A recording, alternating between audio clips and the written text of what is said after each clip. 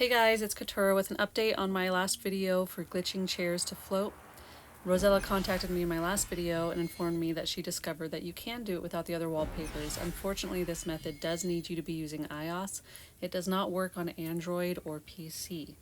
So if you are using Android or PC, unfortunately, you still have to use the greenhouse wallpaper to get this to work. And I'm also including in this video several tips about floating your furniture, being able to adjust the height of where they're floating, being able to get them all the same exact height, being able to move the floating chairs, things like that. So all of that is included as well, and I will make chapters so you can find all the tips easily. But for now, let's get into the workaround that Rosella found. I'm not going to go over the whole method of floating the chairs because I already did that in my last video, and I will include the link in the description and in the comments for anybody that has not seen it yet, because it's the same method up until you're using your blueprint.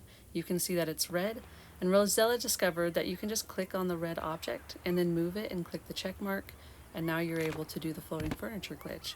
So again, this only works on iOS, not on PC or Android. Unfortunately, you will need the greenhouse wallpaper for it to work on PC or Android.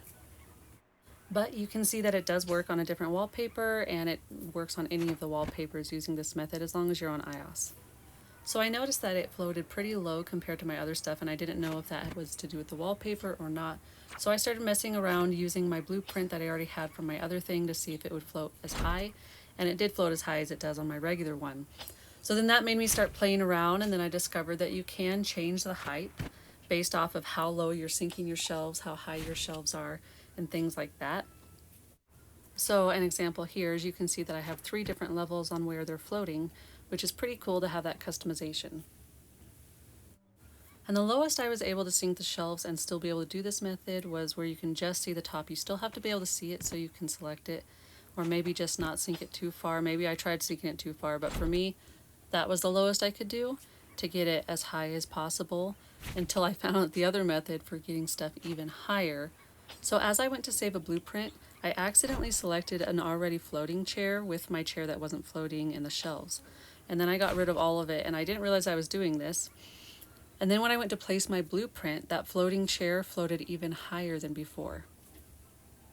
Now I haven't tried to see if it's repeatable to get it even higher and higher and higher, but it's definitely worth trying.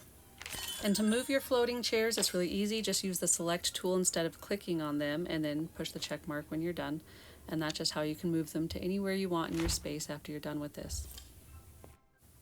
And it's really easy for getting your chairs all at the same height if you're wanting to make a floating tea party like I did in my Alice room, and you just want everything the same height.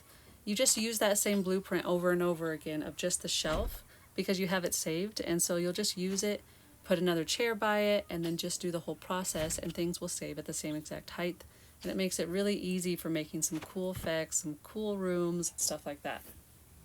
So again, here I opted to use the blueprint that I used for the bench over there to get another chair at the same height, just to show you an example, and you can see that it's just really easy to just reuse that blueprint over and over again and have some cool customization. And again, just use the select tool to be able to move your furniture, select it, and then click the check mark and place it down wherever you want. And you can see that these are at the same heights. You have the lower ones and then the taller ones.